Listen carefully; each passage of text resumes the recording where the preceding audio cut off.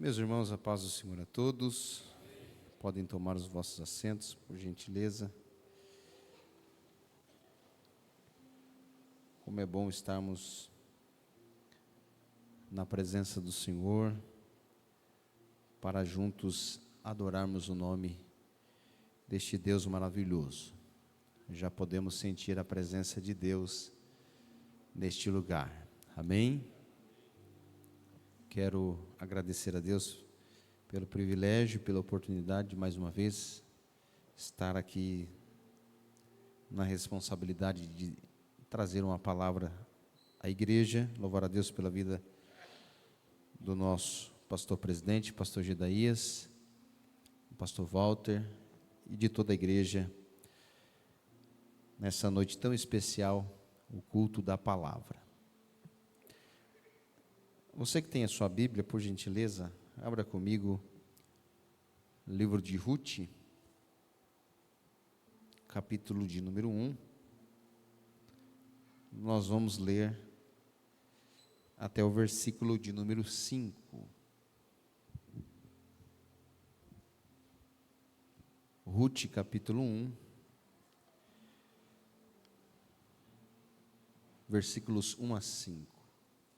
E sucedeu que nos dias em que os juízes julgavam, houve uma fome na terra, pelo que um homem de Belém de Judá saiu a peregrinar nos campos de Moabe, ele e sua mulher e os seus 2 filhos. E era o nome deste homem Elimeleque, e o nome de sua mulher Noemi, e os nomes de seus 2 filhos Malom e Quilion, efrateus de Belém de Judá, e vieram aos campos de Moabe e ficaram ali. E morreu Elimeleque, marido de Noemi, e ficou ela com os seus 2 filhos, os quais tomaram para si mulheres moabitas, e era o nome de uma órfã e o nome de outra Ruth, e ficaram ali quase 10 anos. Morreram também ambos, Malom e Quilion, ficando assim esta mulher desamparada de seus 2 filhos e de seu marido. Amém? Nós estamos no mês de março, é conhecido como mês da mulher. Amanhã, dia 8, Dia Internacional da Mulher. E eu orando a Deus, pedindo uma palavra, Deus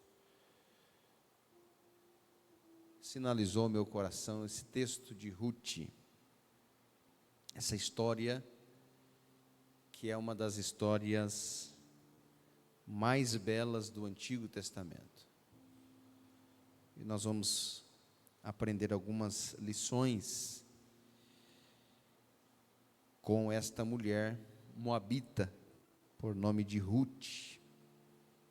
Ruth, a moabita que soube aproveitar as oportunidades. Você pode repetir comigo? Ruth, a mulher moabita que soube aproveitar as oportunidades.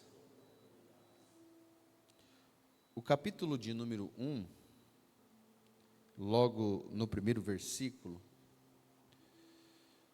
o autor desse livro, que é incerto, segundo o Talmud diz que é o profeta Samuel, mas não temos a certeza de quem é o autor desse livro, mas ele traz uma informação importante no capítulo 1 e o versículo 1.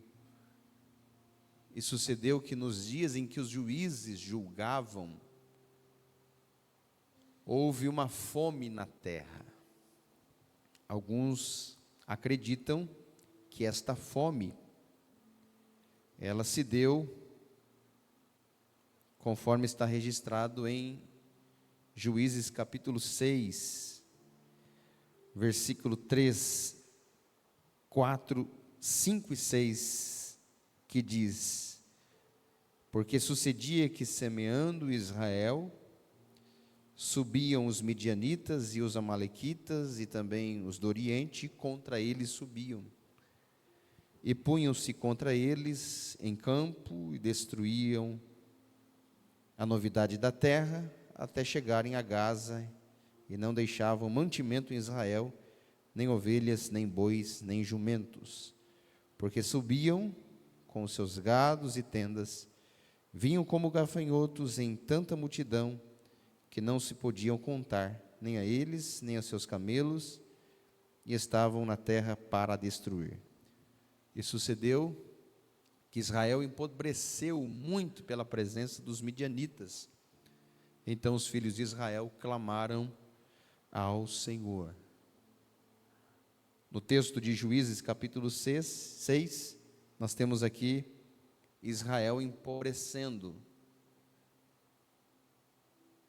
Israel estava em uma crise existencial, por causa da presença dos midianitas, dos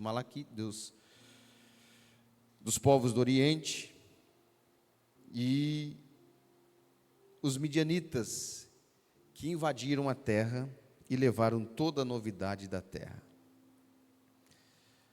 O capítulo de número 1 mostra uma família composta por 4 pessoas, sendo Elimeleque, com a sua esposa Noemi, e os seus 2 filhos, Malom e Quilion. Eles moravam em Belém.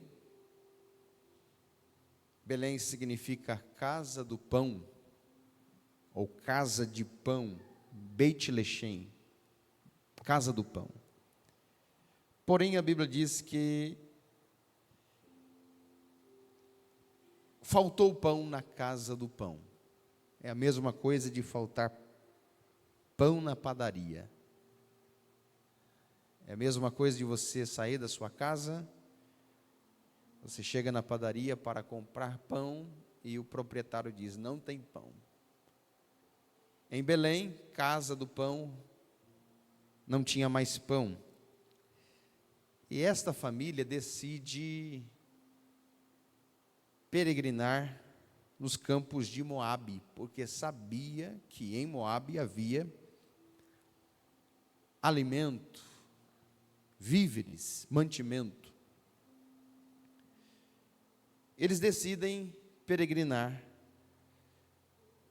e partem para as campinas de Moabe. De Belém a Moabe, aproximadamente 80 quilômetros, eles estão caminhando, fugindo da fome, à procura de sobrevivência, de alimentos. Quando eles chegam em Moabe, eles fixam residência em Moabe.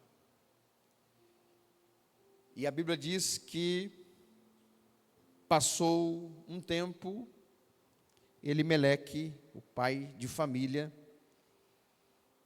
marido de Noemi, morre. A Bíblia não menciona o motivo da sua morte, mas a Bíblia é clara ao informar que ele falece. E depois da sua morte, os seus filhos, Malom e Quilion, filhos de Noemi, casam com mulheres moabitas. E o texto diz que eles vivem ainda por quase 10 anos casados. Isso trouxe para Noemi um consolo,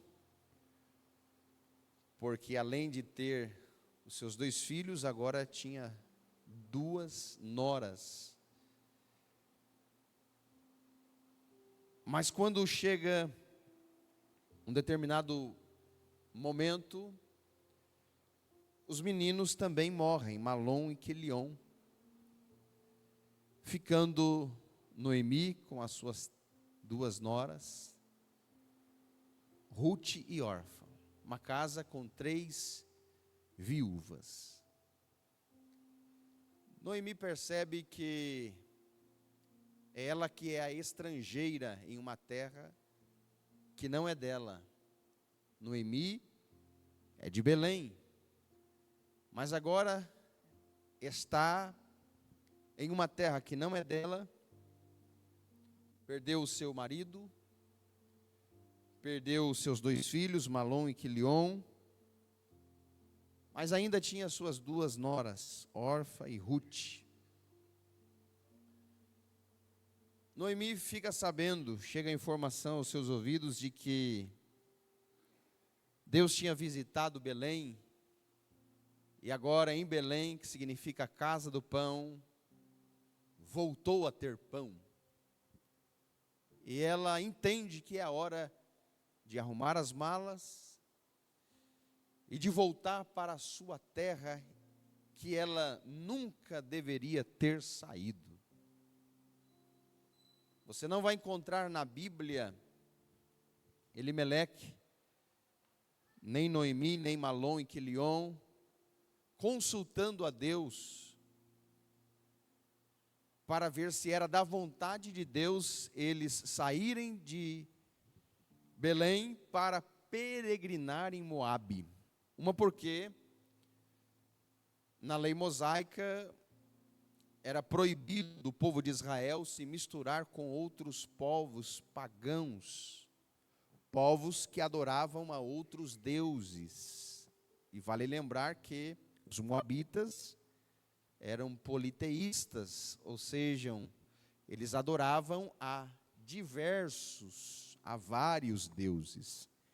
E um dos deuses principais era o deus Quemos.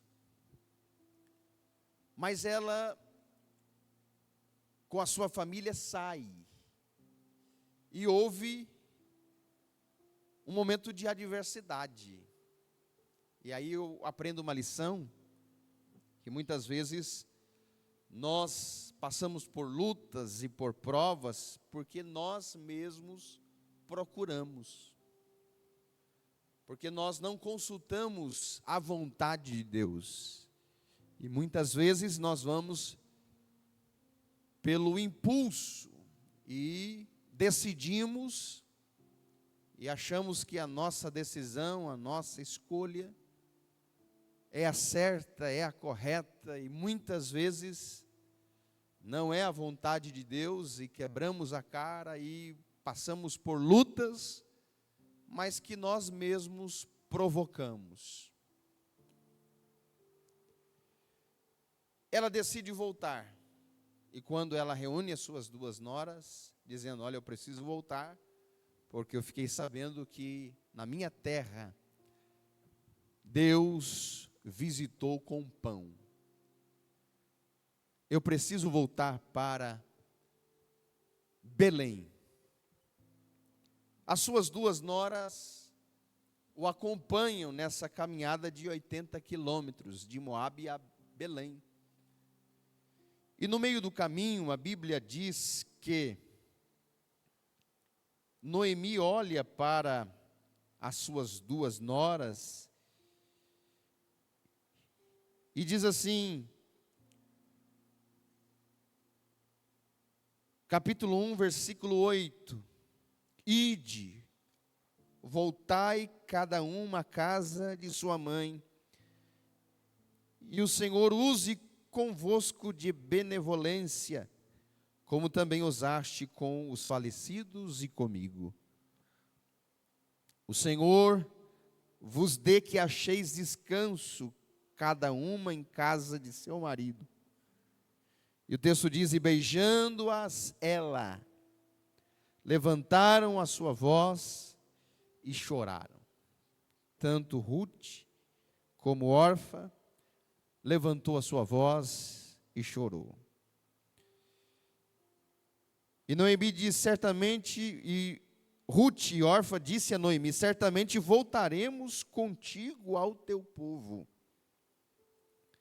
No versículo de número 9 do capítulo 1 de Ruth, tanto Ruth como Orfa estão decididas em voltar com a sua sogra para Belém. Porém, o texto diz, versículo 11: porém Noemi disse: tornai, minhas filhas, Porque ires comigo? Tenho ainda no meu ventre mais filhos, para que vos fossem por maridos? Tornai, filhas minhas, ide-vos embora, que já muito velha sou para ter marido. Ainda quando eu dissesse, tenho esperança, ou ainda que esta noite tivesse marido, e ainda tivesse filhos, esperá-los ieis até que viessem a ser grandes, deter-vos-ieis por eles, sem tomardes marido? Não, filhas minhas, que mais amargo é a mim do que a vós mesmas, porquanto a mão do Senhor se descarregou contra mim. Ou seja, quando Noemi diz, olha, não tenho mais capacidade de gerar filhos, já sou velha, mesmo que se esta noite eu tivesse um marido, e tivesse a possibilidade de engravidar, vocês iriam esperar o menino crescer para vocês casarem com eles? Quando Noemi diz isso, o texto diz que Orfa, ela beijou a sua sogra e voltou para a sua terra. Em contrapartida, o texto diz que Ruth se agarrou, se apegou, abraçou ela. E aqui eu aprendo algo importante, isso vale para todos nós, para a nossa vida cristã. Existem muitas pessoas que estão conosco quando a gente tem alguma coisa para oferecer. Conhece alguém assim? Pessoas que estão do nosso lado porque nós temos algo para oferecer. No momento da luta, da prova, da adversidade, quando você não tiver mais nada,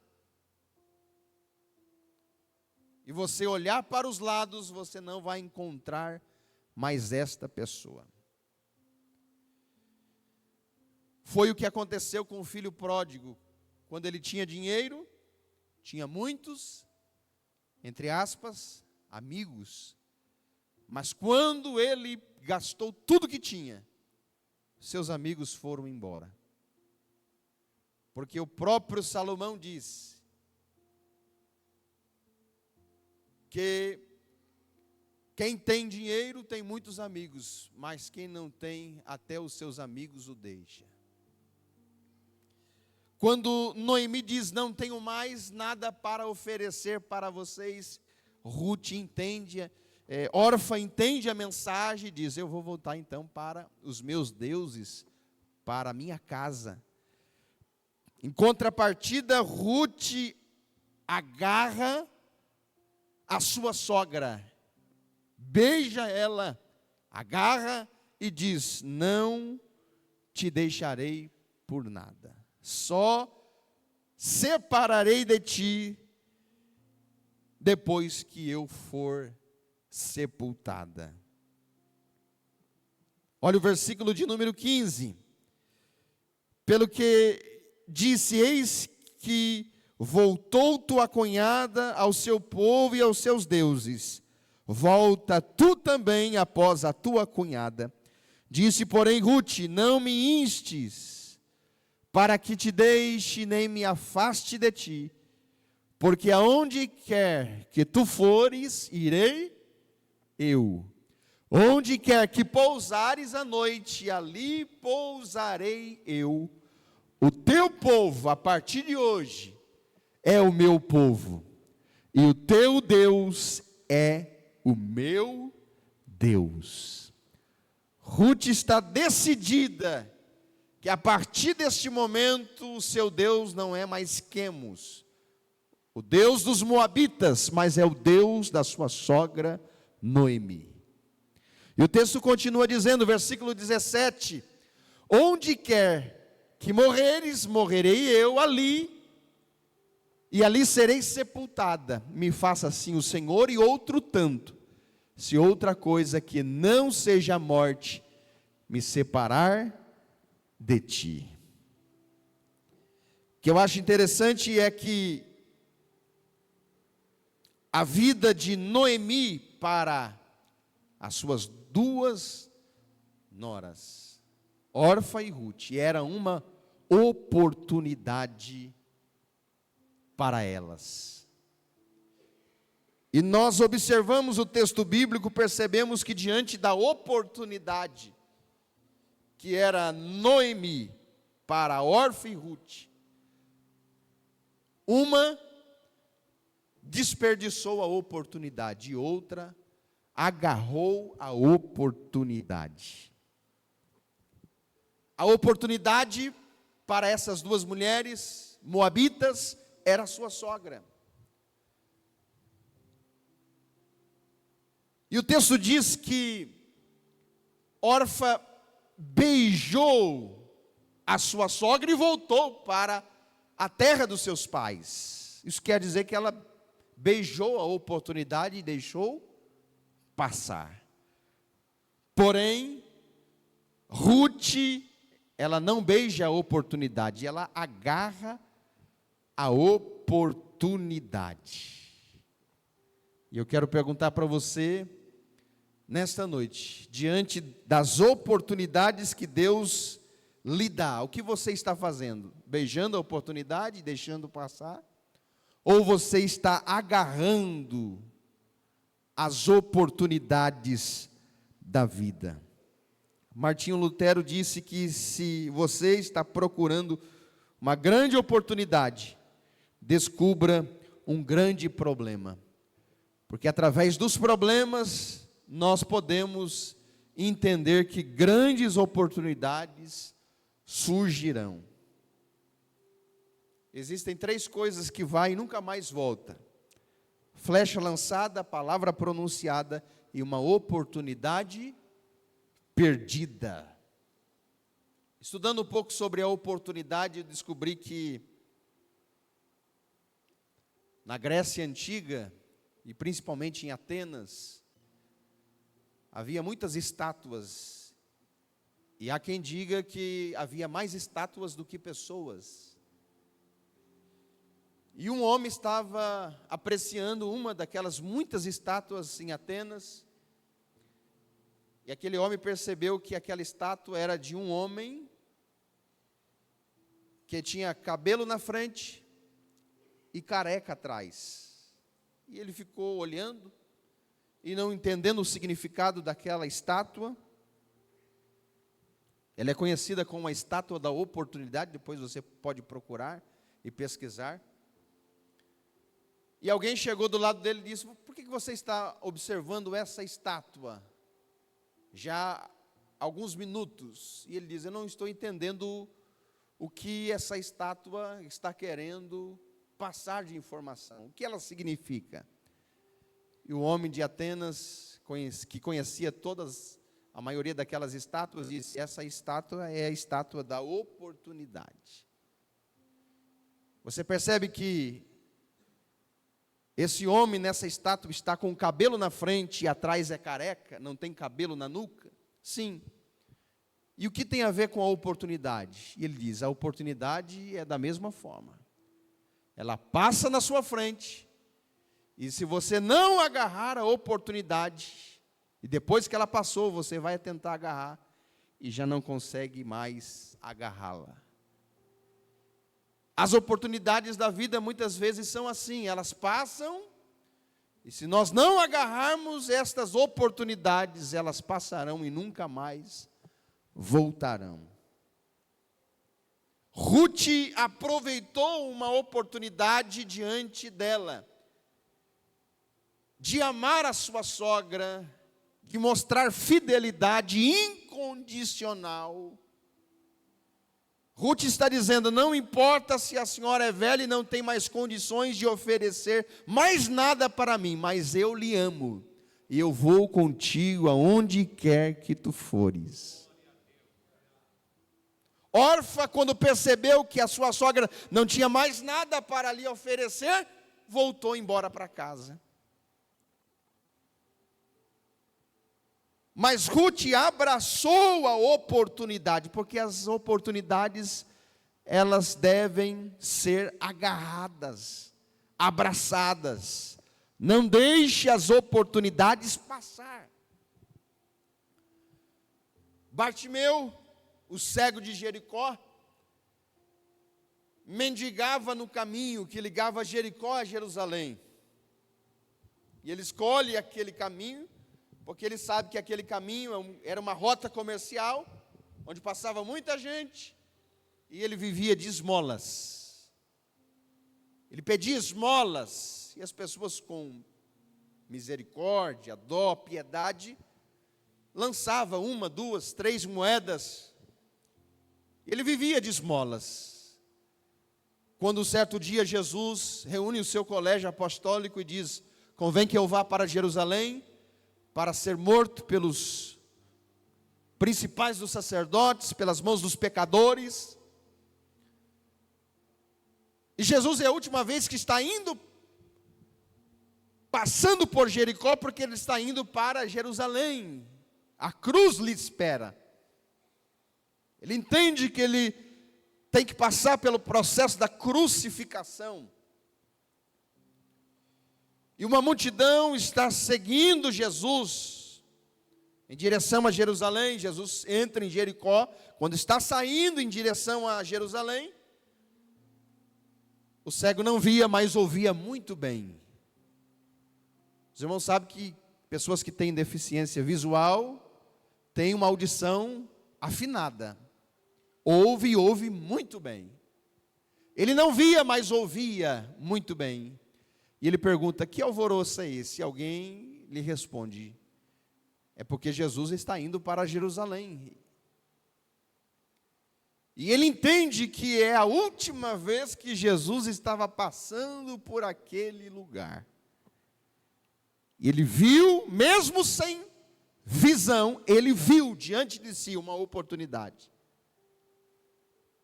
Porque existem oportunidades que aparecem, mas existem oportunidades que são criadas. Você cria oportunidades.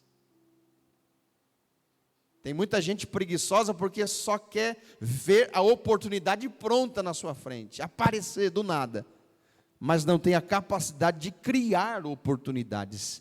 Bartimeu criou uma oportunidade como? Chamando a atenção de Jesus. Jesus, filho de Davi, tem misericórdia de mim. E a multidão chegava lá e disse: fica quieto, rapaz, não incomodes o mestre, cala a tua boca. E quanto mais mandavam ele calar, mais ele clamava. O efeito era contrário. Fica quieto, ele clamava mais ainda: filho de Davi, tem misericórdia de mim. Jesus disse: espera aí, alguém me reconheceu que eu sou da linhagem, da descendência de Davi, da árvore genealógica de Davi. Jesus parou. É interessante observar que diante de muitas vozes, porque aonde Jesus estava, uma multidão fazia barulho. A multidão não ficava quieta, porque aonde Jesus está não há silêncio, há júbilo, a glória a Deus, a aleluia, hosana nas alturas. A multidão estava fazendo um alvoroço muito grande, mas no meio de tantas vozes daquela multidão, Jesus ouviu o clamor de um necessitado. O salmista diz que Deus ouvirá o clamor de um necessitado quando ele clamar. Jesus mandou parar, a multidão parou. Mandou chamar o cego.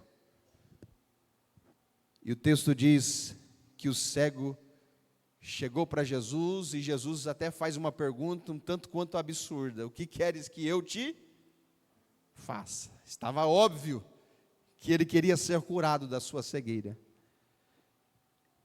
Ele diz: que eu torne a ver novamente, Senhor. E Jesus disse: vai, a tua fé te salvou. E logo ele voltou a enxergar. A primeira coisa que ele viu foi a face de Jesus. O que ele fez? Ele criou oportunidade. Então as oportunidades devem ser aproveitadas. Eu me lembro quando, no ano de 2006, alguns anos atrás, eu trabalhei numa empresa na cidade aqui, fábrica de doce, antiga Irlofil, os irmãos conhecem. Eu acho que ela nem está mais funcionando, mas logo eu saí, depois de 9 meses saí. A minha cunhada trabalhava na Santa Casa de Misericórdia, e ela falou: olha, está precisando de uma vaga aqui na Santa Casa e manda o currículo. Eu mandei o currículo. Era uma vaga para recolher valores das pessoas que passavam, que sempre estavam disponíveis a dar 5, 10, 15, 20 reais para ajudar a Santa Casa no que diz respeito à verba do SUS. Por exemplo, o SUS mandava 100 mil reais para tantas internações mês, e isso ultrapassava o número de internações, e a Santa Casa tinha que arcar com essa diferença. E tinha o telemarketing, onde as moças ligavam para a pessoa, e a pessoa doava 5, 10, 15, 20, 50 reais, 100 reais. E eu fui fazer essa entrevista sem moto, tinha que ter moto. Mas eu fui pela fé, não tinha moto. E eu, dentro de aproximadamente 20 pessoas ali, naquela entrevista, e foi diminuindo o número de entrevistados, e ficou só eu e mais uma pessoa, mais um rapaz. O rapaz, por incrível que pareça, tinha 3 motos e eu não tinha nenhuma para trabalhar. Estava ali pela fé. E no final, eu fui escolhido para trabalhar e sair dali glorificando a Deus, e diz: agora só falta comprar moto agora, que não tem moto. Comprei uma moto parcelada, em muitas vezes, e fui trabalhar. Primeiro dia, a moça do telemarketing deu uns 150 papel com endereço de toda a cidade, e eu não sabia se eu guiava a moto, se eu olhava o número da casa.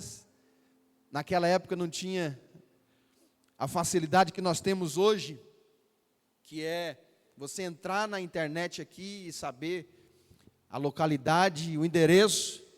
Tinha que abrir o mapa assim, o pastor Turim, e decorar o nome das ruas da cidade. Foi uma luta, mas Deus deu vitória. Trabalhei 6 anos, e foi uma oportunidade que eu abracei, que Deus me presenteou. Depois de 6 anos, meu cunhado falou assim: olha, ele trabalhava no Banco Bradesco, e diz: olha, se você quiser, tem uma vaga, mas você precisa fazer uma prova do banco e fazer faculdade. Eu ainda não tinha faculdade, falei: aceita esse desafio. Fui fazer administração de empresa aqui na FASC, em Santa Cruz. Isso em 2011. Fiz a prova do banco, passei, trabalhei por um período de 13 anos. Foi uma oportunidade que apareceu e eu agarrei com as 2 mãos.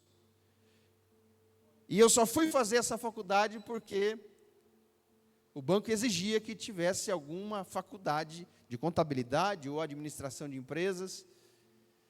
Então perceba que as oportunidades, elas aparecem para todos nós, todos os dias.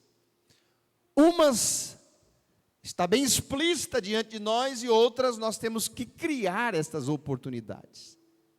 E esta mulher aqui, por nome de Ruth, ela aproveitou as oportunidades. O que acontece? Ela volta com a sua sogra, Noemi, para Belém. Quando ela está entrando na cidade com a sua nora, Ruth, alguém reconhece ela e diz: é a Noemi? E ela diz: não me chames Noemi, me chame Mara, porque o Senhor tem pesado as suas mãos sobre mim. Ela estava com amargura de espírito. Ela diz: eu saí cheia, estou voltando vazia. Isso era verdade. Ela saiu com o seu esposo Elimeleque e com Malom e Quilion, seus 2 filhos. Agora ela volta sem o seu esposo e sem os seus 2 filhos. Ela volta vazia. Ela está amargurada de espírito. E a história diz que Ruth, ela vai procurar um campo para trabalhar e para se sustentar e sustentar a sua sogra que ela tanto amava. E ela diz à sua sogra: eu vou procurar um trabalho em algum campo, vou trabalhar atrás dos segadores. E a sua sogra diz: pois bem, vai minha filha. E ela foi. Ela encontrou um campo, pediu para o moço dos segadores, para que ela pudesse ficar atrás dos segadores, colhendo os rabiscos da terra. Os rabiscos da terra eram deixados para os órfãos e para os estrangeiros, os mais pobres, que vinham após os segadores e colhiam o resto que caía no chão. Era proibido uma pessoa que estivesse colhendo, ao colocar no cesto, caísse fora do cesto, tinha que deixar. Eram os rabiscos da terra. Os estrangeiros vinham após os segadores, colhendo e viviam do resto, do que caía fora do cesto. Interessante observar, capítulo de número 2, capítulo 1, versículo 14. Coloca para mim, capítulo 2, versículo 3. 2:3, de Ruth. 2:3. Foi, pois, e chegou e apanhava espigas no campo após os segadores. Isso quer dizer que ela estava atrás dos segadores. Ela não tinha nenhum trabalho, agora ela já tem. Atrás dos segadores. É uma oportunidade que ela tem de trabalhar e de se sustentar e de sustentar a sua sogra. Mas de atrás dos segadores, ela passa a trabalhar agora no meio dos segadores. Porque quando Boaz chegou e perguntou para o moço que comandava os segadores, diz: quem é aquela moça? Ah, aquela moça é a Moabita, o nome dela é Ruth. Ela perdeu o seu esposo, o seu sogro. Ela tem como sogra Noemi. E ela voltou com Noemi e está morando em Belém. A Bíblia não diz, mas acredito eu que Ruth era bonita, bela, formosa aos olhos. E Boaz, que era o dono da fazenda, disse para ela: olha, você não saia daqui, não vai para outro campo, continua atrás dos segadores. E ela trabalhou tão bem naquele dia, que Boaz diz: olha, você não vai ficar mais agora atrás dos segadores, você vai ficar no meio dos segadores. Ruth capítulo 2, versículo 21. E disse Ruth, a Moabita, também ainda me disse: com os moços que tenho te ajuntarás, até que acabem toda a cega que tenho. Boaz diz: sai de trás, vem para o meio. Ela saiu de trás e veio para o meio dos segadores. As oportunidades, muitas vezes na nossa vida, é gradual, é progressiva. Você está atrás, quando de repente Deus tira de trás e te coloca no meio. Para resumir a história, quando ela volta para a casa da sua sogra, ela diz: sogra, eu trabalhei hoje muito, estou cansada. E a sua sogra perguntou: mas você trabalhou para qual fazendeiro? O nome dele é Boaz. Noemi disse: Boaz? Boaz é parente de Elimeleque, meu falecido esposo? É o parente rico que nós temos? Ele vai nos remir e vai comprar de volta as terras que era de propriedade nossa. Ele é rico. E como é gostoso ter parente rico, né, irmão? Quem tem parente rico aqui? Levanta a mão. Tem gente que até se gaba e fala do parente rico. Ah, meu irmão, meu tio, meu primo, meu bisavô, né? Tem isso, tem aquilo. É parente rico, né? Gostoso ir na casa do parente rico, que tem piscina, tem sauna, tem picanha. É uma benção. Era o parente rico. E ela diz assim: olha, essa noite ele vai estar na eira. Toma um banho, passa um perfume, coloca a melhor roupa, e você chega de mansinho na eira. Ele vai estar deitado, você vai descobrir os pés de Boaz. Ele vai olhar para você e vai saber o que ele deve fazer. Ela fez exatamente o que a sua sogra pediu. À meia-noite ela sai da sua casa, vai na eira onde Boaz está deitado, descobre os pés de Boaz. Boaz acorda estremecido, diz: quem és tu? E ela diz: a tua serva Ruth. Estende a sua capa sobre mim, pois tu és o Goel, hebraico, parente remidor. Ele olha para ela e diz: eu não posso te remir, porque existe um parente mais próximo do que eu, que está na frente de mim. Se ele te remir, ok. Porém, se ele não te remir, eu te remirei. Quando ele estava na porta da cidade, passou o parente mais próximo, que estava na frente de Boaz. A Bíblia não cita o seu nome, mas Boaz chama ele de fulano. Ó, fulano, vem aqui. Você é o parente mais próximo de Noemi. Aqui está essa moça Ruth, a sua nora.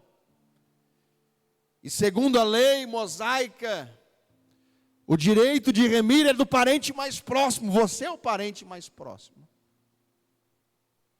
Você quer comprar as terras que foram vendidas de Noemi e casar com Ruth? Ele diz: Ruth, moabita, as terras até que eu quero, mas casar com uma moabita não. Vou passar essa responsabilidade para você. Arrancou o sapato, porque era o costume arrancar o sapato e dar para outro, para que o outro pudesse remir aquela pessoa no seu lugar. E o texto diz que Boaz casou com Ruth, a moabita. Uma mulher que saiu da sua terra, em fidelidade à sua sogra, foi trabalhar para se sustentar e sustentar a sua sogra, trabalhar no campo de um homem rico, parente de Elimeleque. Ela começa atrás, de trás ela vai para o meio, e do meio ela se torna proprietária de todo o campo, porque ela casou com o rico Boaz. Olha o que Deus faz. Deus tira de trás, coloca no meio, e do meio Deus dá os campos com os segadores. Ela casou com Boaz. Teve um filho por nome de Obed. De Obed veio Jessé, de Jessé nasceu Davi. Ela se tornou a bisavó de Davi. Uma mulher que veio de um outro país, adorava outros deuses, mas por causa da sua fidelidade com a sua sogra, Deus o abençoou. De trás ela foi para o meio, do meio ela foi para frente, se transformou na proprietária de todas aquelas terras. E para fechar com chave de ouro a história dessa mulher, Mateus capítulo 1, versículo 1 a 5, por gentileza. Livro da geração de Jesus Cristo, filho de Davi, filho de Abraão. Abraão gerou Isaque, Isaque gerou Jacó, Jacó gerou Judá e os seus irmãos. E Judá gerou a Tamar, e a Pérez e a Zerá. E Pérez gerou Esrom, Esrom gerou Arão. Arão gerou Aminadab, Aminadab gerou Naasson, Naasson gerou Salmão. Salmão gerou a Raabe, a Boaz. E Boaz gerou de Rute a Obed, e Obed gerou Jessé. Versículo 6. Jessé gerou ao rei Davi, e o rei Davi gerou a Salomão, da qual foi mulher de Urias. Ela entra na genealogia de Jesus. Alguém pode olhar e dizer, mas era uma mulher moabita. Era. Mas o seu caráter estava acima da sua nacionalidade. Mesmo sendo moabita, ela foi leal, foi sincera. E diz, a partir de hoje, o teu povo é meu povo, o teu Deus é meu Deus. Aonde quer que fores, irei eu. Aonde fores sepultada, sepultarei eu, de forma que só a morte pode me separar de ti. Quando você é fiel, Deus te honra. Deus te abençoa. E eu quero dizer nessa noite que as oportunidades devem ser aproveitadas. Esaú tinha a maior oportunidade da sua vida.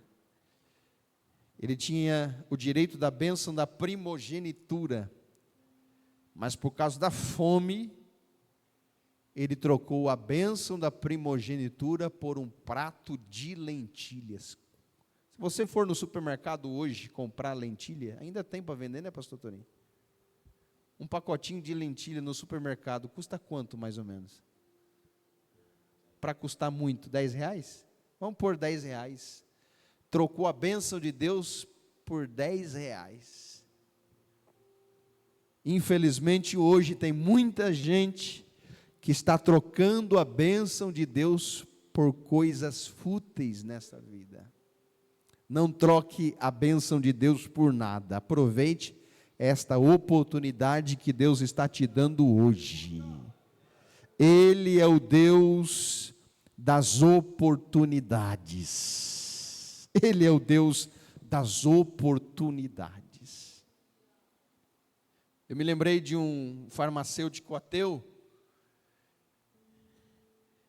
morava num bairro de uma cidade, ele tinha a farmácia embaixo, a casa em cima. Ele conhecia todos ali da região, daquele bairro. Ele era ateu, não acreditava em Deus. Ele fechou às 6 da tarde a farmácia, subiu a escadaria, foi para sua casa, tomou um banho. Quando é 8:30 da noite, ele está deitado já, quase pegando no sono, depois de um dia exausto de trabalho. Alguém aperta a campainha, e ele diz, meu Deus, uma hora dessa, trabalhei o dia inteiro, e alguém vai me importunar uma hora dessa, a hora que eu preciso descansar.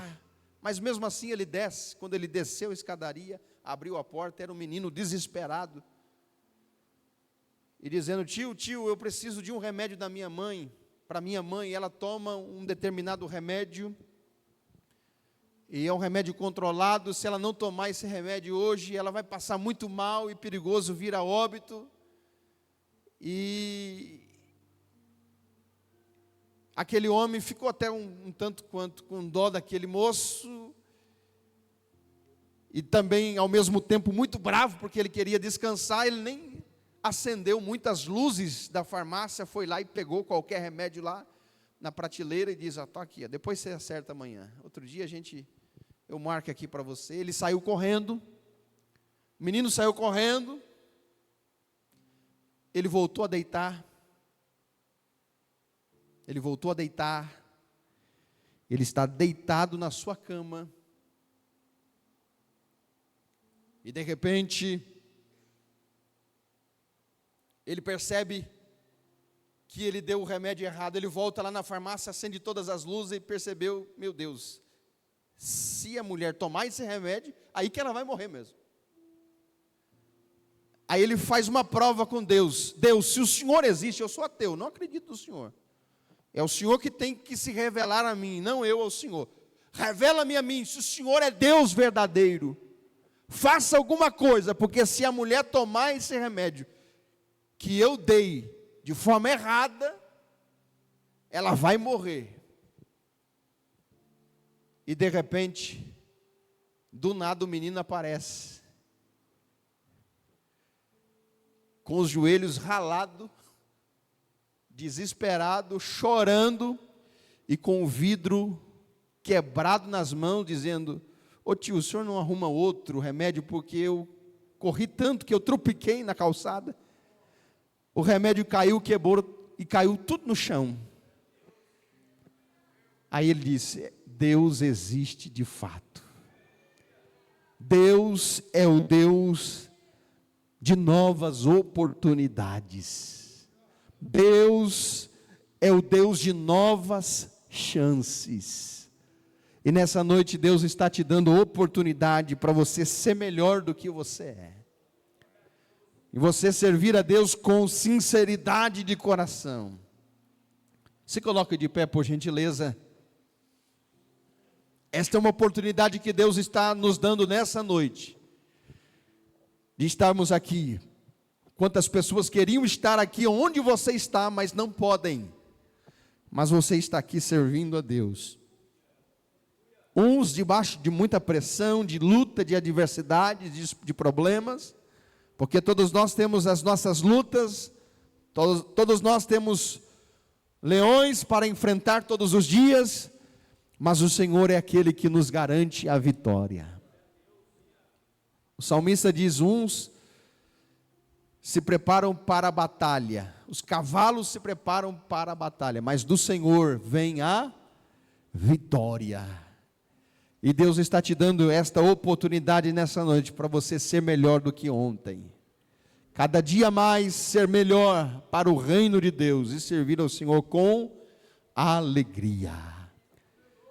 Eu quero orar com você, pedir a bênção de Deus sobre o seu lar, a sua casa, a sua família. Você que diz: as oportunidades nunca mais bateram na porta da minha casa.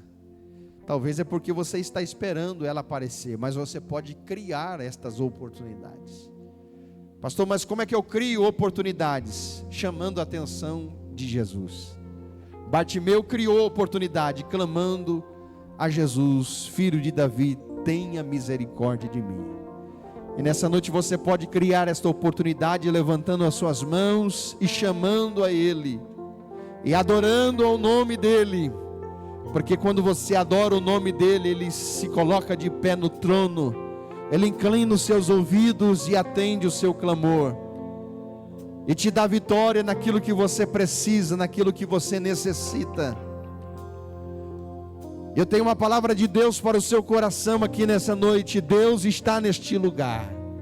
Ele conhece o teu coração, Ele sabe das tuas lutas, e nessa noite o céu te trouxe aqui para lhe dizer que ainda tem portas que serão abertas, e você vai passar por elas, e vai cantar o hino da vitória, e vai dizer: foi Deus que fez isto, e é coisa maravilhosa aos meus olhos.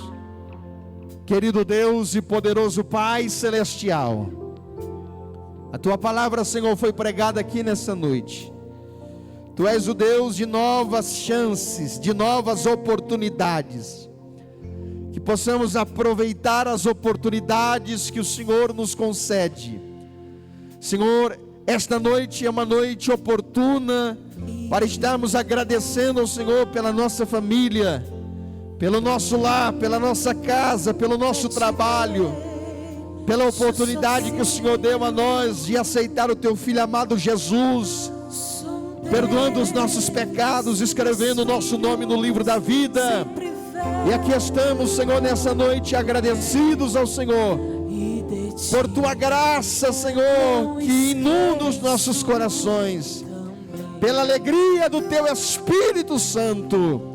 Senhor, continua nos abençoando, continua, Senhor, protegendo os Teus filhos de todo ataque do inimigo. Senhor, Tu és o nosso Deus que nos sonda, Tu és o Deus que nos vê, Tu és o Deus que nos contempla nos momentos de adversidade. Senhor, o Senhor conhece a nossa estrutura e lembra de que somos pó, mas o Senhor é um Deus todo-poderoso que vela pela Sua palavra para cumpri-la. Senhor, nós Te agradecemos por essa noite memorável na Tua presença.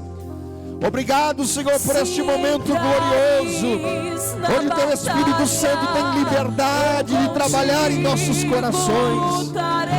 Senhor, esta pessoa que precisa de uma resposta urgente, de uma intervenção divina, Tu és aquele que pode romper os grilhões, as cadeias. O Senhor pode endireitar os caminhos tortuosos, quebrar os ferrolhos de ferro e revelar a nós os tesouros escondidos. Nós Te louvamos e Te agradecemos por toda a Tua bênção. Obrigado pelos Teus milagres, Senhor, que está sendo notório a cada dia na nossa vida. Obrigado pela saúde, pelo calçado, pela promessa do Teu Espírito Santo que estaria conosco todos os dias até a consumação dos séculos. Te louvamos pela Tua palavra nessa noite, Te agradecemos pelos Teus feitos. No nome de Jesus Te agradecemos, para a glória do Teu nome. Cante ao Teu lado para Te guiar.